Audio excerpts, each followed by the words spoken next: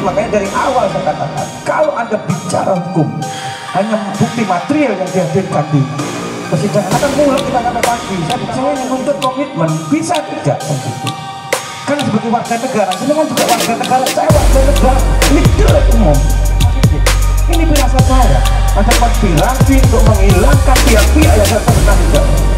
Sehingga jenazah ini seperti dibawa oleh seorang malaikat datang ke Banyuwangi, sehingga hanya ibu korban yang mengetahui bahwa itu korban kekerasan.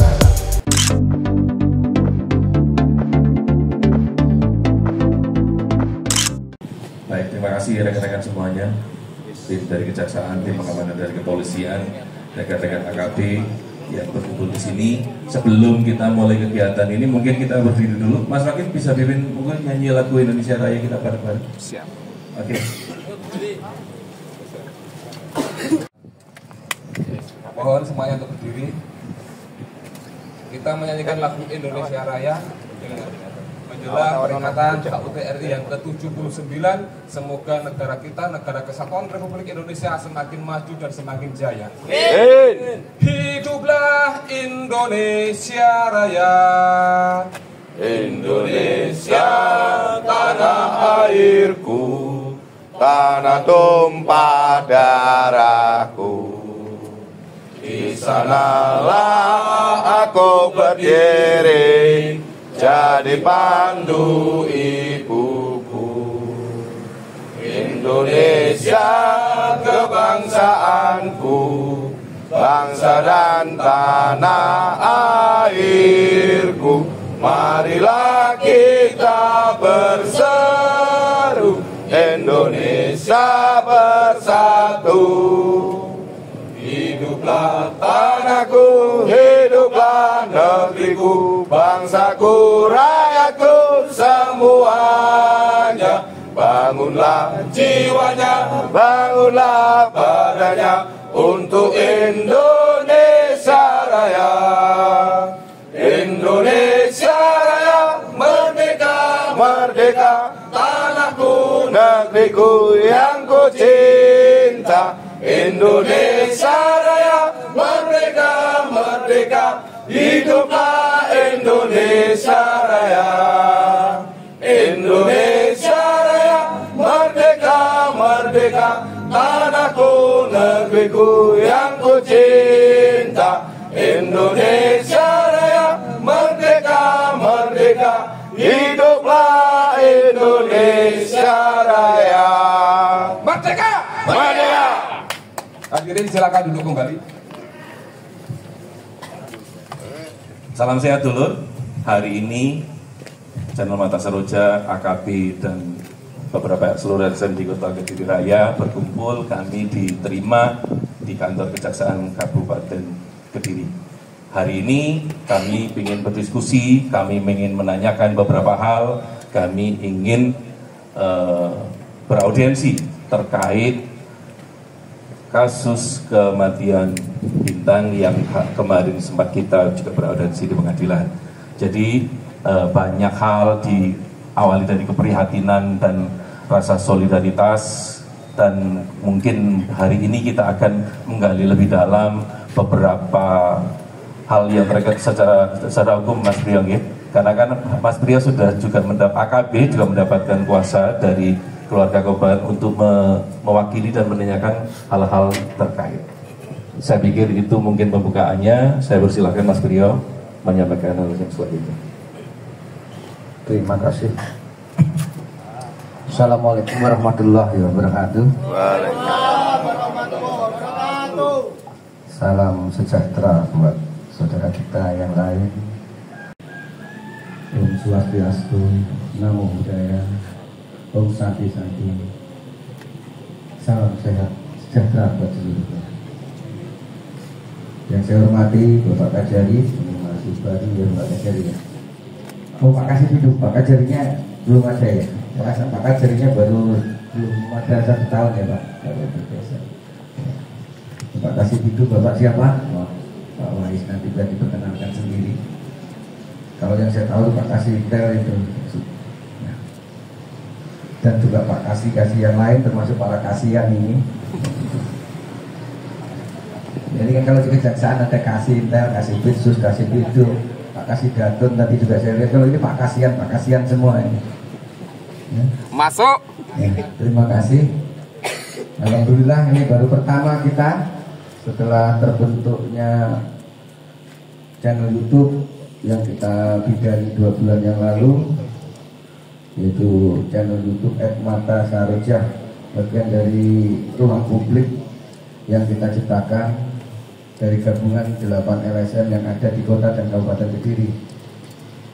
Kita mencoba setelah evaluasi hampir 5 tahun bagaimana dunia LSM, dunia pergerakan di kota Kediri dan kabupaten Kediri ini, saya yakin dari reneng-reneng, dari isu-isu, bahkan termasuk yang terakhir yang cukup gempar, yaitu kasus pengungkapan yang mudah-mudahan nanti biasanya pelimpahan dari perkaranya akan ke kejaksaan negeri setempat, yaitu kasus pengisian perangkat desa atau kasus PKD.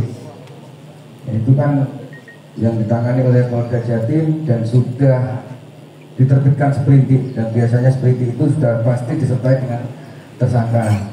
Kami mengawal beserta teman-teman dari LSM di Jakarta, LSM Kompak, juga beberapa calon-calon peserta perangkat desa. Di situ alhamdulillah setelah pendalaman yang dilakukan oleh teman-teman Polda Jatim,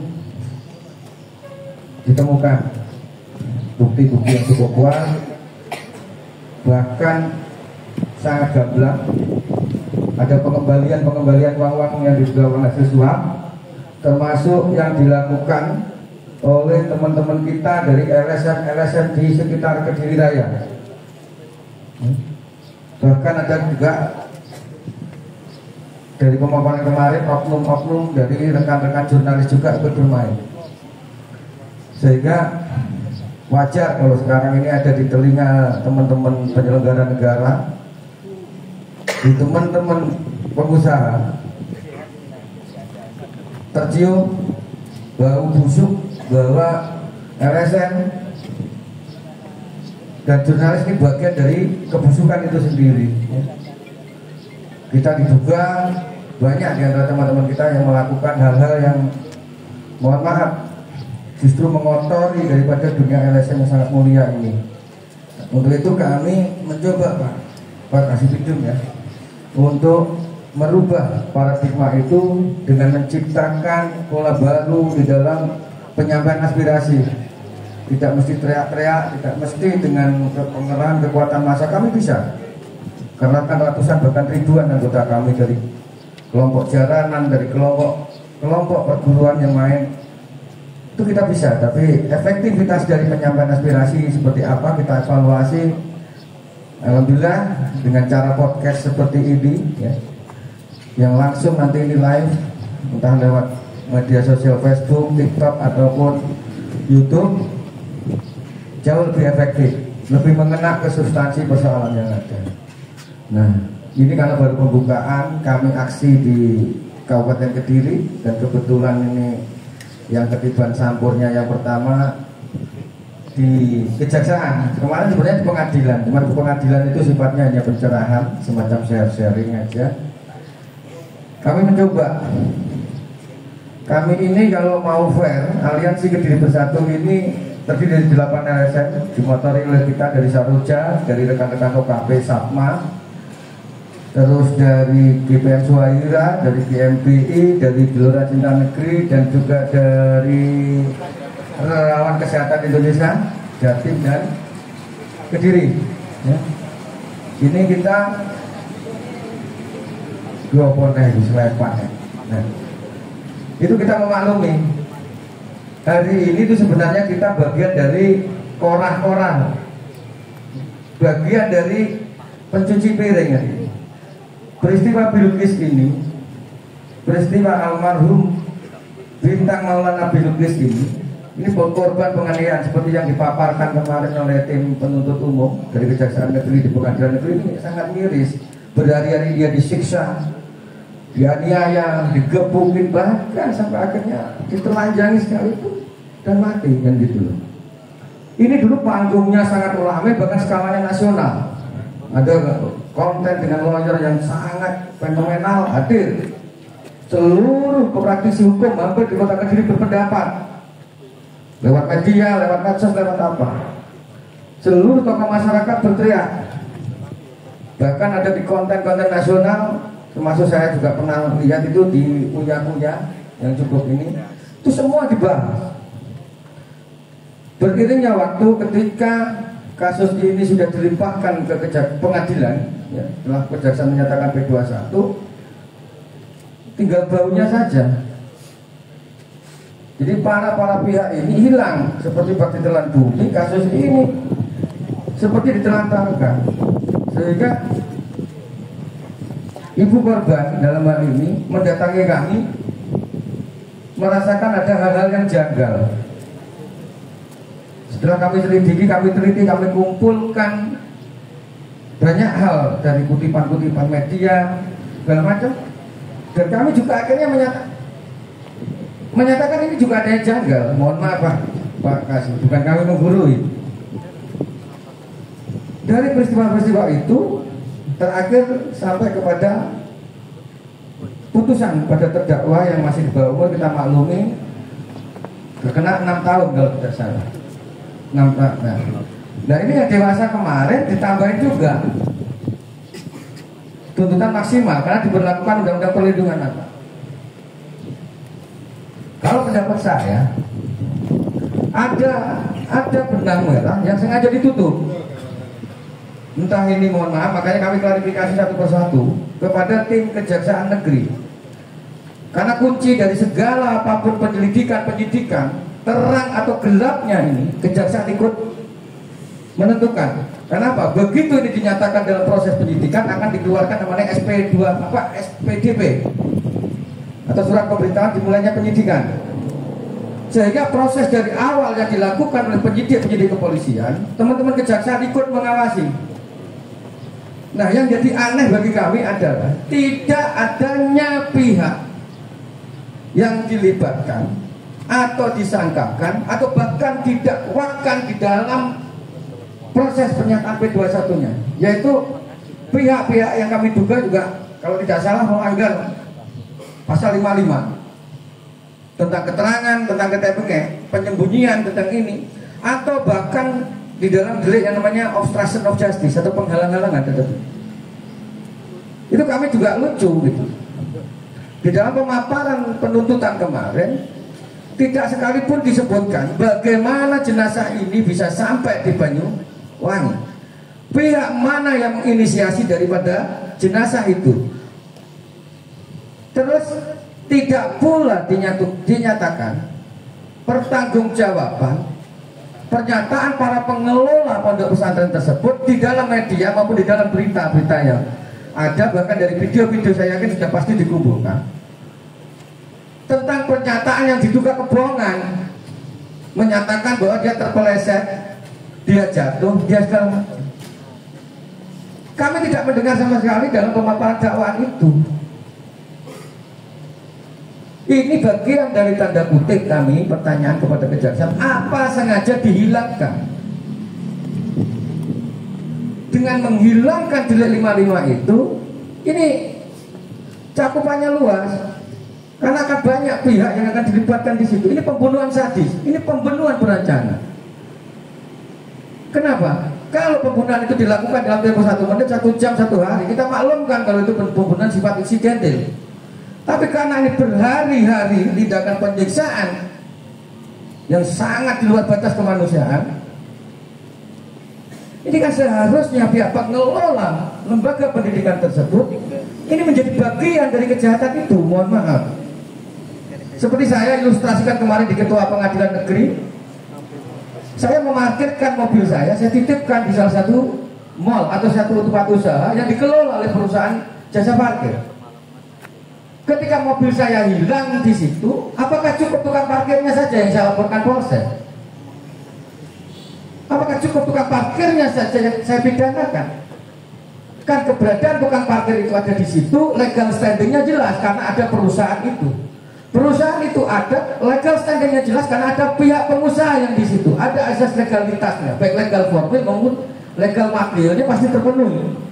Nah, ini yang menjadi keprihatinan saya. Jangan sampai bau tidak sedap, dugaan-dugaan persekongkolan, dugaan-dugaan penyembunyian fakta-fakta yang ada di dalam kasus pembunuhan sadis tersebut sengaja diciptakan, sengaja dibungkus untuk melindungi pihak-pihak yang seharusnya ikut didakwa. Itu menjadi bebas lepas hari ini di sana. Sehingga fungsi kami sebagai sosial kontrol hari ini kami hadir, mohon izin Pak. Itu yang pertanyaan pertama. Ada nggak penyembunyian itu? Kalau ada, pertanyaan kedua akan bersambung. Masih bisakah dari teman-teman kejaksaan ini memeriksa kembali BAP yang ada untuk memungkinkan mengembalikan kepada pihak penyidik di pihak kepolisian untuk dibuka kembali penyelidikan yang baru. Jadi upaya-upaya membuat terang, karena setahu saya fungsi dari penyidikan adalah membuat terang yang gelap.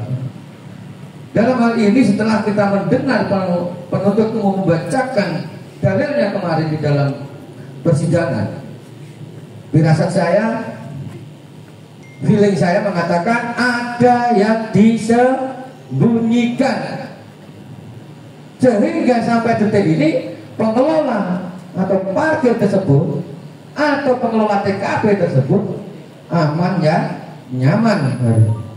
Kami tidak terima, mohon maaf, karena ribuan anak-anak kita hari ini dititipkan kepada lembaga yang sama.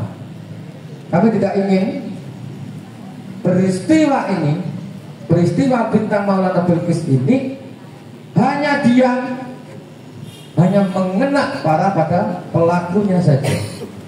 Tentang pihak-pihak yang seharusnya bertanggung jawab tetap aman. Tentu esensinya akan membuat pihak-pihak yang lain, pengelola yang lain akan sembrono pula, akan tidak kembali menerapkan pengawasan yang ketat karena dianggapnya kami tidak bersalah. Ketika ada masalah tanggung jawab yang bunuh, yang tanggung jawab yang ini, sehingga pengelola tempat pendidikan tersebut tidak dimintakan pertanggungjawabannya, sehingga otomatis mereka ada kesan meremehkan terhadap pengelolaan itu. Kami tahu persis, Pak, bagaimana konsep daripada lembaga-lembaga pendidikan tersebut lahir dan bagaimana orientasinya sampai hari ini. Kami tahu persis bagaimana APBD Kota Kediri, bagaimana APBD Provinsi Jatim, bahkan APBN ini berada di Kota Kediri dan berada di Kabupaten Kediri ini seperti apa kita tahu. Sehingga jangan sampai niat mulia pendiri-pendiri bangsa ini, ulama-ulama besar kita mendirikan pesantren, mendirikan lembaga pendidikan ini terkotori oleh kepentingan-kepentingan yang lain. Sepahit apapun kebenaran itu mesti diungkap, mohon izin Pak ya. Sekali lagi, biar Justitian luar kol, biar besok pagi langit runtuh, hukum harus tetap ditegakkan. Terima kasih, itu yang kami harapkan supaya konkret nanti poin yang kita dapat nanti juga bisa menjadi bagian kita untuk melakukan aksi yang selanjutnya. Mohon izin, mohon maaf apabila ada kekurang pasan jawabannya. Assalamualaikum warahmatullahi wabarakatuh. Ya, kami usulkan kasih tadi dua poin ya Pak. Jadi yang pertama tadi pihak penanggung jawab yang lain, yang kemudian proses untuk membuka kembali BAP. Dua poin. Silakan Pak. Terima kasih, selamat siang. Assalamualaikum warahmatullahi wabarakatuh. Waalaikumsalam warahmatullahi wabarakatuh. Swastiastu, Namo Buddhaya. Salam kebajikan bagi kita semua, Rahayu. Yang kami hormati rekan-rekan dari Polri yang telah hadir melakukan pengamanan, yang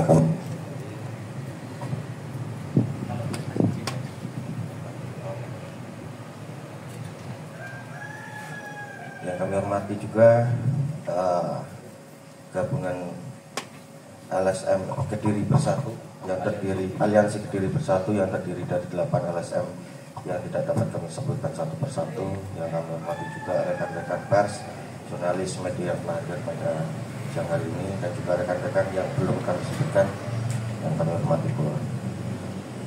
Perlu kami sampaikan terkait dengan kronologis penanganan perkara ini atas nama Bintang Maulana Bilqis ini dimulai dari pada tanggal 26 Februari 2024 kami menerima SPDP atau tadi yang sudah dijelaskan surat perintah dimulainya penyidikan. Pada tanggal 28 kami menerbitkan surat perintah untuk membentuk tim. Kami memerintahkan 4 jaksa, yaitu Kasih Bidum, kemudian Pak Nanda Yoga selaku Kasubsi Pratut pra penuntutan, Kasubsi penuntutan Ibu Nilo Ayu, kemudian Bapak Muhammad Iskandar. Kemudian pada tanggal 22 Maret 2024 datang berkas atau tahap 1. Dilakukanlah penelitian berkas perkara tersebut berdasarkan syarat formil dan materialnya. Kemudian pada tanggal 7 Mei 2024 berkas tersebut dinyatakan lengkap dan kami menerbitkan P21. Pada bulan yang sama juga dilakukan tahap 2 atau penyerahan tersangka dan barang bukti dari rekan-rekan penyidik kepada kami.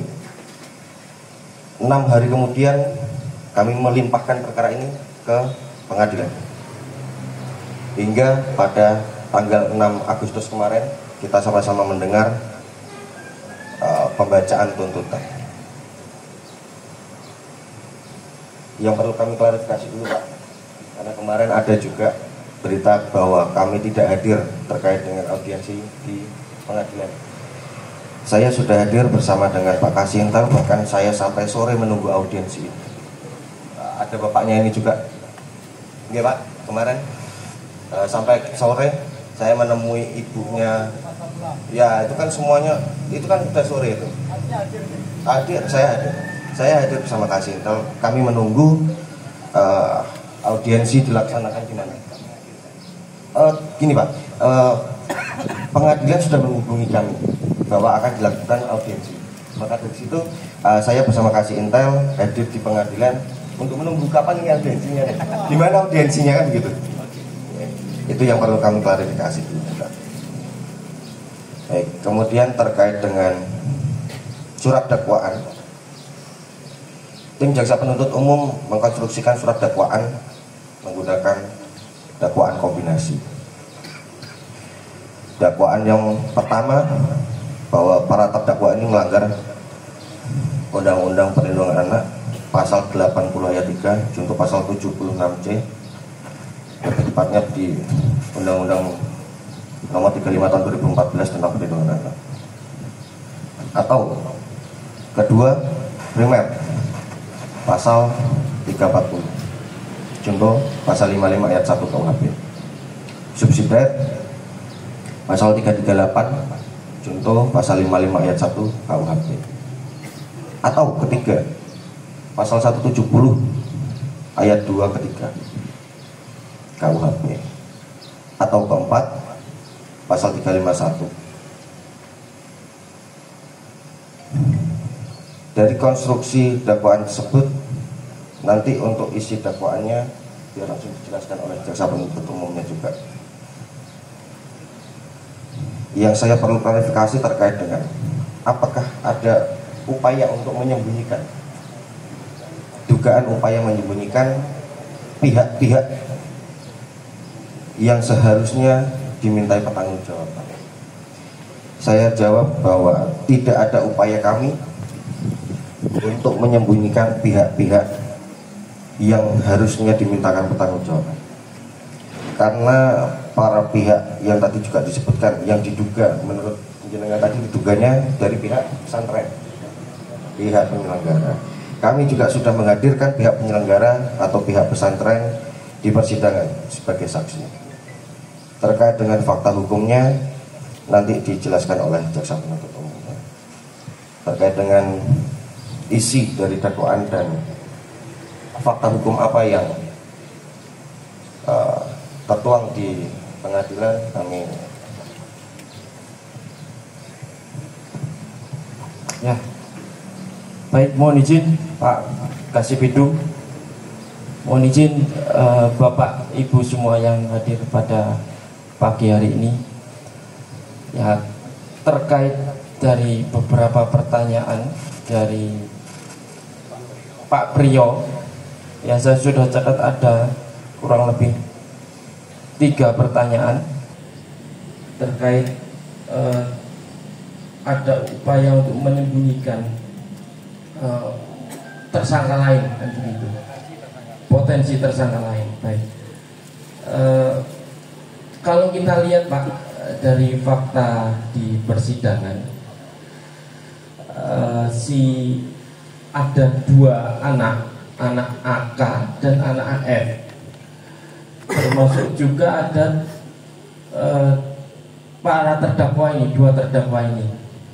Nah, dari pihak pondok pun ketika jenazah itu dimandikan dan dilakukan kekerasan terhadap anak korban itu, pihak pondok tidak mengetahui sama sekali. Ini fakta sidang loh ya. Pihak pondok tidak mengetahui terkait kekerasan tersebut. Bahkan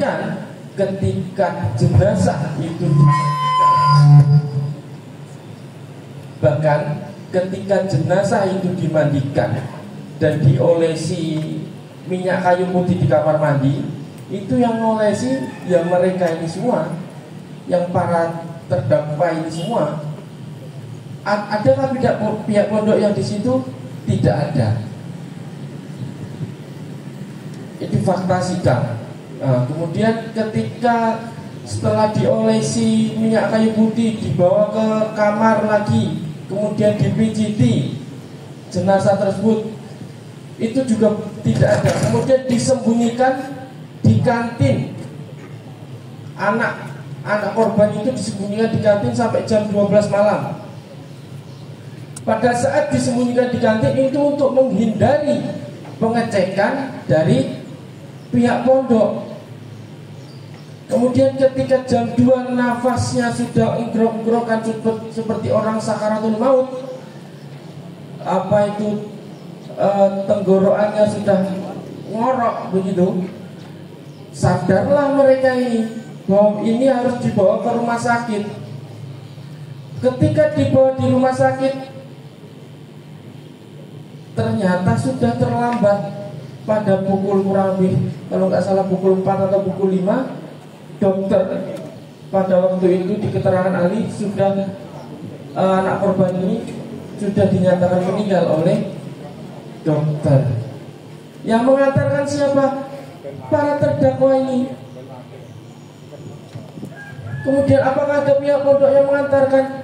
Di fakta sidang tidak ada.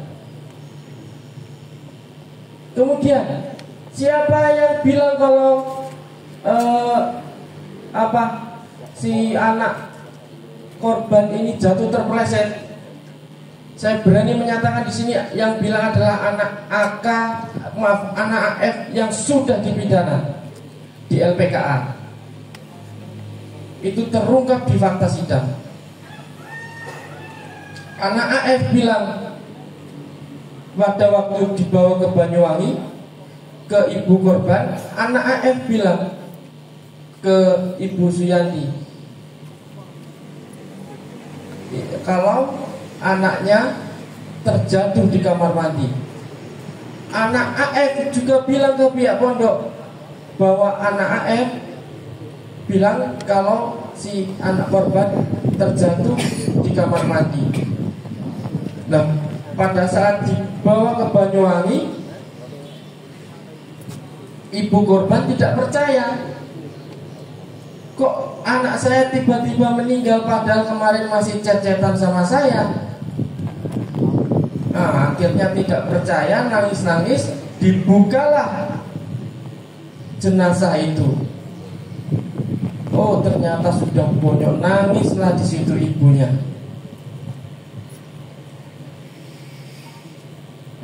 Kalau kita lihat podcastnya Denny Sumargo, Pak, itu kan ada kalau setelah dibuka darahnya sampai diungkap ke muka ibunya. Nah, itu yang pertanyaan saya Pak penuntut umum. Ini kan jenazah bukan barang goib, mohon izin. Ketika dia dibawa ke rumah sakit, apakah pihak dokter tidak menyatakan terjadi dugaan tindak kekerasan padanya? Nah, terus kedua, apakah ketika membawa jenazah itu ke rumah sakit, rasanya tidak masuk akal? Pihak pondok tidak mengetahui itu. Bahkan ketika jenazah dibawa dari rumah sakit pertama, tidak mungkin itu serta-merta dari rumah sakit dibawa ke Banyuwangi. Pasti akan dibawa ke pondok pesantren setempat. Nah, apakah ketika di dalam pondok pesantren tersebut semua mata tidak melihat kondisi yang ada? Oke lah, kalau pondok pesantren ini awam di dunia medis, tetapi setidaknya patut diduga dokter ini yang menangani pertama di rumah sakit tersebut menyembunyikan fakta sesungguhnya bahwa jenazah ini korban tindak kekerasan.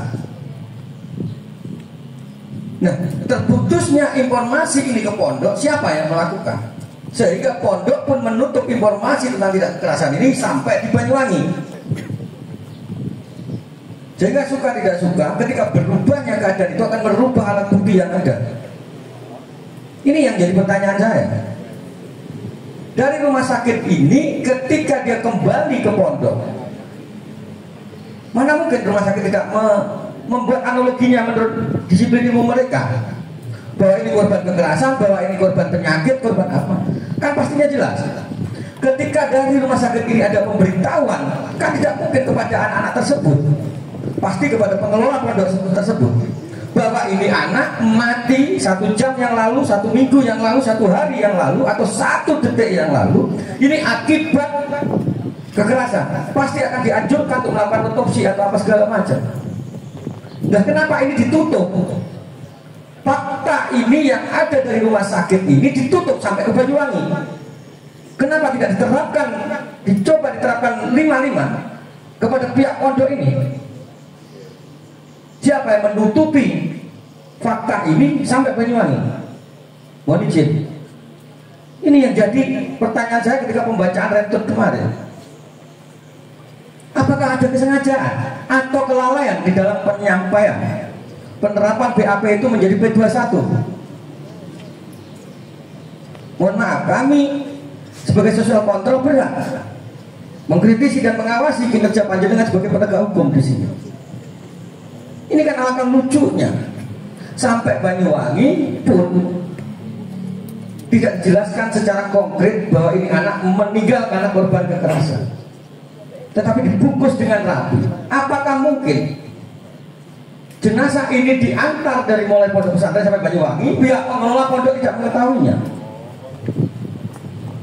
Ini mohon maaf Pak Jaksa, Pak penuntut umum, ini cobalah logika kita dimainkan di cara gamblang, filosofi kita bermain-main logika kita hari ini.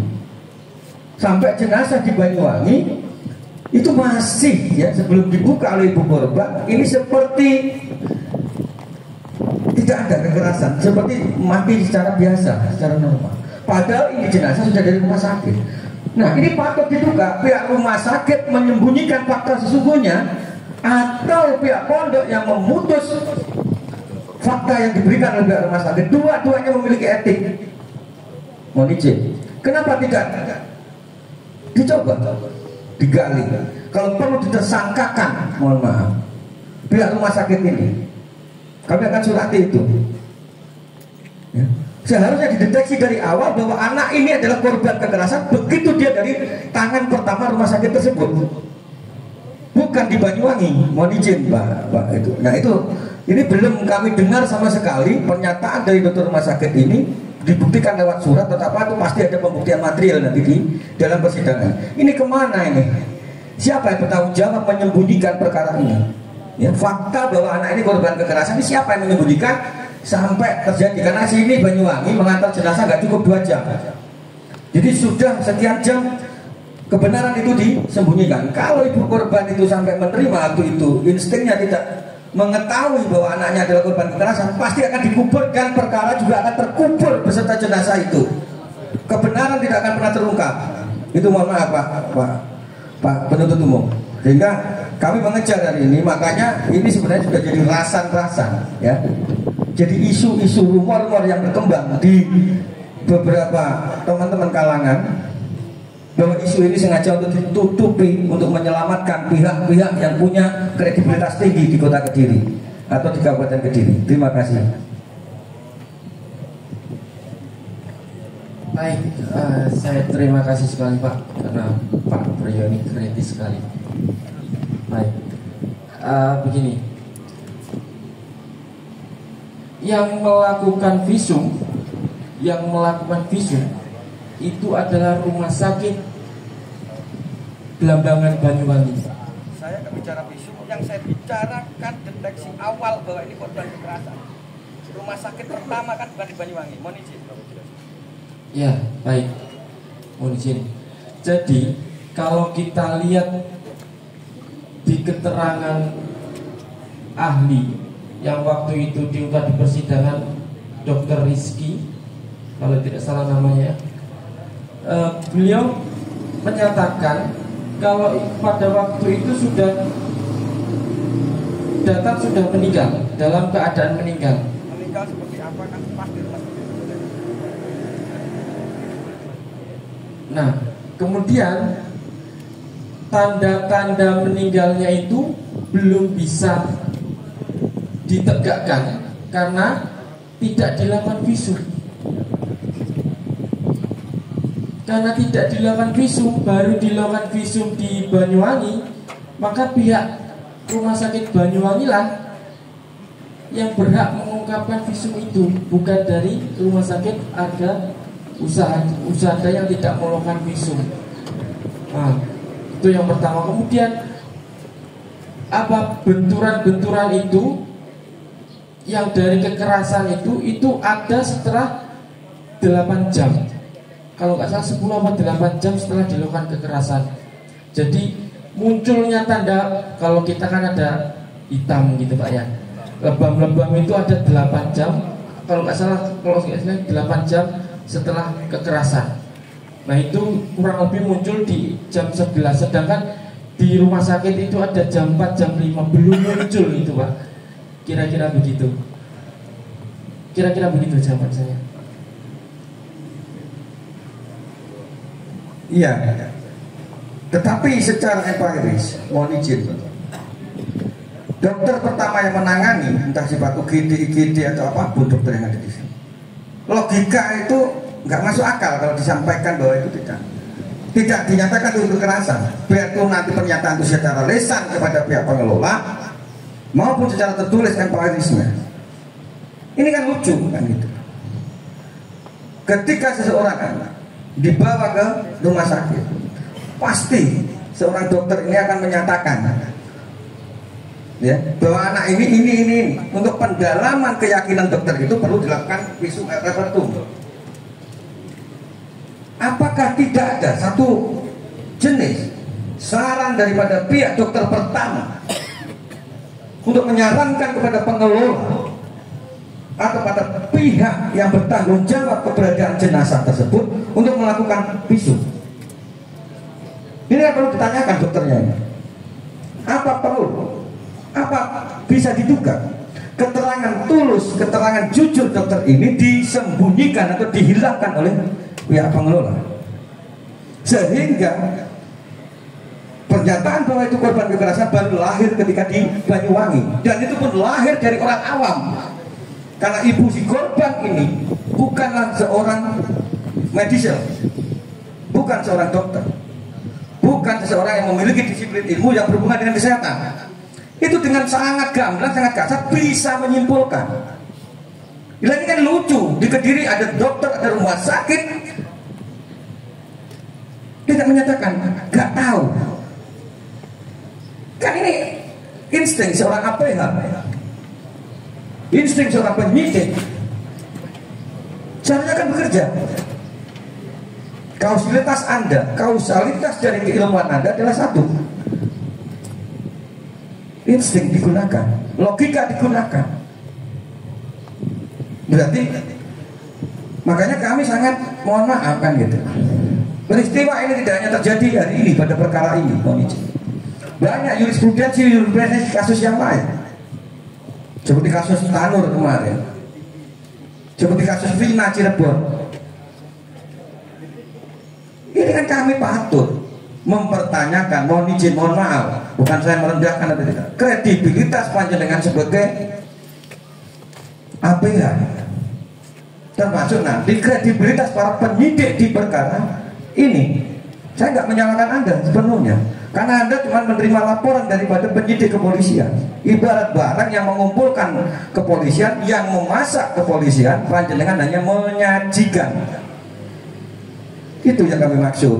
Sehingga permintaan kami hari ini, demi menghilangkan bau-bau tidak sedap adanya konspirasi menyembunyikan pihak-pihak yang harusnya bertanggung jawab, ini bisa diklarifikasi dengan meminta atau mengembalikan BAP yang sudah dengan P21 kan, atau koordinasi kembali yang baik, supervisinya, kalau tidak salah kan sebagai supervisinya dalam pendidikannya terhadap ini. Untuk meminta, kami akan tetap datangin kepada para penyidik di awal untuk membuka kembali BAP yang sudah Anda inikan, supaya dimungkinkan upaya-upaya hukum yang lain untuk menyeret pihak-pihak yang kami curigai yang seharusnya lebih bertanggung jawab dalam perkara ini, tapi sampai detik ini, sampai hari ini mereka masih bebas liar di luar sana.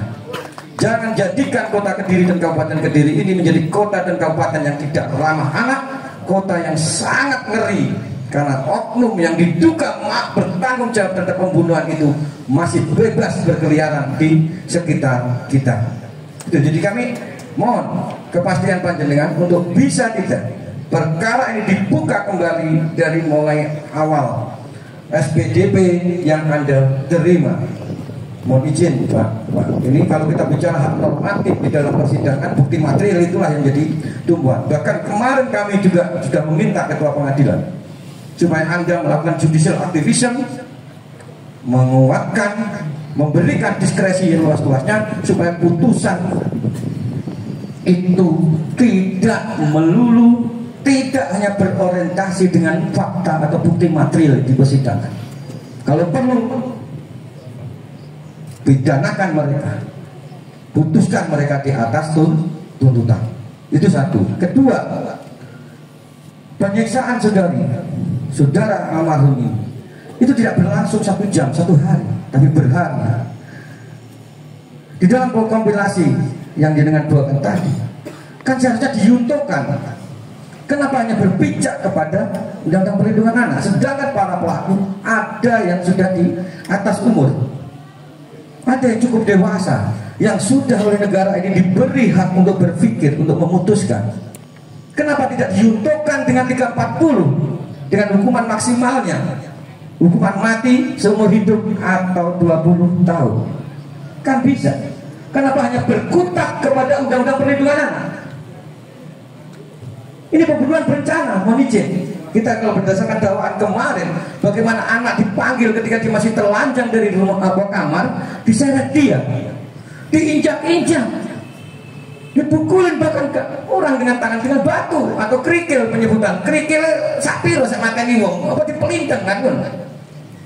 Ini ilustrasi pemaparan. Kalau ini terjadi pada keluarga saya, sudah dari awal para penyidik itu akan peradilankan di pengadilan negeri. Ini nyawa manusia. Tidak ada batas buat kita ketika menyangkut nilai kemanusiaan. Mohon izin Pak, bisa dimungkinkan tidak? Ketika Anda tidak bisa memungkinkan bahwa penyidikan itu bisa dibuka kembali, patut kami untuk mohon maaf gitu, menduga bahwa perkara ini sengaja sudah ada skenario besar untuk menyelamatkan para pihak. Dan bau busuk itu dugaan kami masih ada di kejaksaan ini. Mohon izin, saya bicara berdasarkan akta materi yang ada. Saya tidak menghayal, saya tidak imajiner dalam perkara ini. Perkara ini sangat mudah, terang benderang. Cuman sayang negara ini tidak membekali saya untuk melakukan upaya-upaya itu. Kami berharap kehadiran panjenengan yang dititipkan oleh negara ini sebagai pintu keadilan bagi kami akan tetap menggunakan nuraninya di dalam menangani perkara ini. Terima kasih.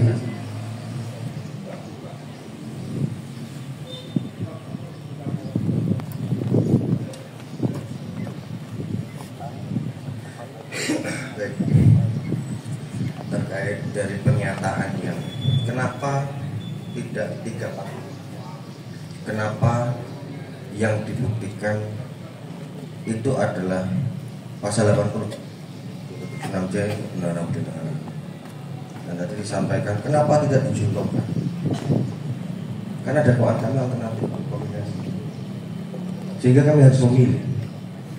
Kami ini membuktikan pasal yang apa? Mungkin sudah sama kita tahu bahwa ada lex spesialis terhadap lagi general, bahwa yang khusus yaitu mengesampingkan yang umum. Yang kedua, berdasarkan fakta-fakta persidangan, kami meyakini bahwa para terdakwa ini melanggar pasal 80 junto 76C. Dan yang ketiga, sudah putus juga terkait dengan anak dengan undang-undang. Jadi apa?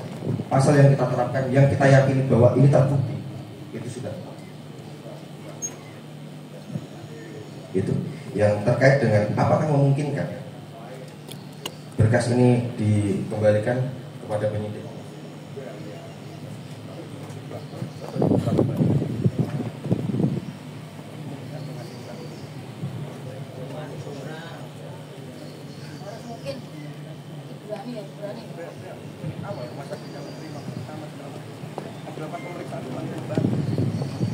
Baik. Kewenangan melakukan penyidikan ada di pihak kepolisian. Jadi gini, terkait dengan penyidikan, ini adalah wewenang teman-teman penyidik. Terkait dengan berkas ini, apakah kami dapat meminta lagi polisi untuk membuka perkara ini, memeriksa ABCDFG? Itu tidak bisa. Karena apa? Kami sudah menyatakan sikap bahwa berkas ini sudah lengkap. Tetapi ketika ada penyelidikan lain dan menyatakan bahwa ada alat bukti baru, ada novum baru, barang bukti baru, itu tidak cerita. Mungkin itu. Untuk mencapai novum itu, kewenangan di dalam putusan itu kan panjenengan sebagai penuntut umum, sebagai bahan nanti renungan dalam 14 hari untuk melakukan banding atau nanti dimungkinkan terhadap hasil putusan itu. Setidaknya novum-novum yang kita dapat nanti dimungkinkan kembali atau tidak. Kami melaporkan pihak-pihak yang sampai hari ini masih belum tersentuh. Dalam hal ini rumah sakit atau penyelenggara rumah sakit pertama kali ini, ataupun pihak pengelola pesantren ini, yang kami duga, yang mohon maaf, itu bisa dimungkinkan kita gunakan pasal 55. Ini kan sesuatu yang sangat gamblang. Mohon izin, karena kami harus teriak ke kejaksaan kemarin ini. Kenapa dalam dakwaan kemarin tidak sekalipun ada inisiasi untuk melibatkan pihak rumah sakit pertama yang kami duga, mohon maaf, tidak memberikan keterangan atau mungkin menyembunyikan keterangan sesungguhnya kepada jenazah tersebut seperti apa faktanya yang ada, sehingga baru nyampe Banyuwangi baru diketahui bahwa jenazah itu korban penganiayaan yang berakibat pembunuhan atau berakibat kematian. Sehingga dan itu pun yang membuka orang awam. Undang-undang tentang kesehatan sangat jelas. Sehingga mohon maaf gitu loh. Apakah yang saya maksudkan dimungkinkan? Anda nyatakan ini lengkap. Apakah tidak dimungkinkan? Apakah ini delik aduan biasa? Ini kan saya yakin ini delik umum. Semua pihak bisa melaporkan. Termasuk saya, termasuk panjenengan. Nanti ditemukan novum-novum di dalam persidangan tersebut. Itu bagian dari temuan panjenengan. Kira-kira Anda kan, panjenengan semua kan punya kewajiban untuk melaporkan kepada penyidik kepolisian supaya menerbitkan sprint yang baru, sehingga pihak-pihak yang hari ini coba kita kejar dimintai pertanggungjawabannya bisa dibuka kembali unsur-unsur sangkaan yang baru dalam perkara ini, supaya rasa keadilan yang hari ini dirasakan oleh orang tua korban, seperti ada skenario, seperti ada perlindungan kepada pihak-pihak tertentu yang harus bertanggung jawab. Terima kasih. Terkait dengan rumah sakit yang pertama, itu sudah menjadi ahli. Mana dihadirkan menjadi ahli, itu rumah sakit pertama. Saksian. Dan itu di pengadilan. Yang namanya ahli yang kita hadirkan ya berarti kita hadirkan di pengadilan. Itu dari pihak unsur rumah sakit. Tentunya dari rumah sakit. Oke, sudah menjadi keterangan palsu. Kemudian terkait dengan tadi dengan menjelaskan 5 itu apa sih? Mereka yang melakukan, menyuruh melakukan, turut serta melakukan dan seterusnya. Dan itu ada teori. Baik, kalau kita bicara mengenai turut serta melakukan,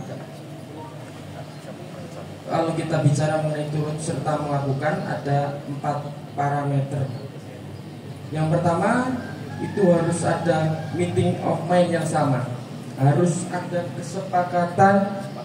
kesepahaman yang sama dengan sengaja untuk melakukan kekerasan terhadap anak ini.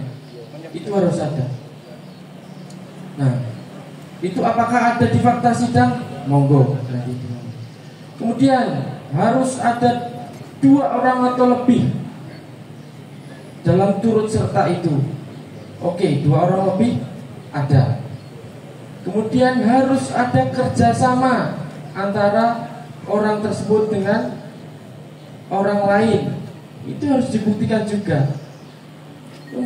Tidak harus semua memenuhi unsur delik. Misal, kalau kita mau contoh saja, misal tidak harus semua terpenuhi deliknya. Misal, kalau orang mencuri, yang satu di luar rumah, yang satu lagi ngambil TV-nya, mengambil, yang satu kan tidak harus mengambil barang suatu milik orang lain. Jadi tidak semua unsur delik itu terpenuhi. Logikanya begini Pak. Baca saya. Berarti 4 orang anak ini bungkus sendiri dari rumah sakit, bawa sendiri, menyediakan ambulans sendiri ke Banyuwangi. Ya, jadi 5-5-nya nggak terpenuhi. Kenapa? 4 terdakwa ini membungkus sendiri, membawa sendiri ke rumah sakit, mesen ambulans sendiri, ngirim sendiri ke Banyuwangi. Jenazah itu tidak mungkin. Jadi jenazah dari rumah sakit juga diotak, dibawa ke rumah sakit juga nggak diotak. Sehingga mata telanjang para pengelola pesantren itu tidak tahu. Ya. Itu kenapa? Saya pertanyakan itu kenapa? Ini sebuah kelucuan buat saya. Apakah anak yang 2 ini di bawah umur, anak di bawah umur itu dengan cakapnya, dengan lihainya membungkus jenazah, memesan ambulan, mengirim dapat Banyuwangi. Ini logika. Makanya dari awal saya katakan, kalau Anda bicara hukum hanya bukti material yang dihadirkan di persidangan, akan mulai kita sampai pagi. Saya bukan lawyer di sini, ya. Saya hanya nuntut komitmen, bisa tidak kan gitu. Karena sebagai warga negara, jenengan juga warga negara, saya warga negara. Ini delik umum. Karena yang hadir di persidangan secara detail panjenengan, ketika muncul novum, Anda bersiap nggak melaporkan ini kepada Polresta Kediri untuk dilakukan penyelidikan ulang atau terbit sprint baru? Itu aja yang saya minta komitmen. Kita nggak perlu berdebat. Ya, kalau Anda berdebat ini pasal, ada kausitasnya, ada penerapan dari KUHP sendiri, Undang-Undang Nomor 8 tahun 81. Kami tahu. Mungkin waktu panjenengan masih ketua OSIS, saya sudah ketua LSM. Ini yang perlu, saya nggak maksud merendahkan, mohon izin. Ini firasat saya, ada konspirasi untuk menghilangkan pihak-pihak yang seharusnya bertanggung jawab. Sehingga jenazah ini seperti dibawa oleh seorang malaikat datang ke Banyuwangi, sehingga hanya ibu korban yang mengetahui bahwa itu korban kekerasan. Kami tidak mau dibungkus lagi dengan teori-teori gombal mukio buat saya. Sekali lagi itu, terima kasih. Kita bisa tahu kualitas jaksa di pengadilan di Kejaksaan Negeri Kabupaten Kediri hari ini. Terima kasih. Mohon maaf, Pak. Matur suwun. Mudah-mudahan bau tidak sedap ini akan dicium oleh Kejaksaan Agung kita. Terima kasih. Mohon izin, Pak. Terima kasih atas semuanya. Kami kesini nggak ingin kuliah. Kami kesini hanya ingin menuntut moral quality panjenengan terhadap kasus ini, supaya Allah tidak menimpakan azabnya menimpa keluarga panjenengan ke depannya.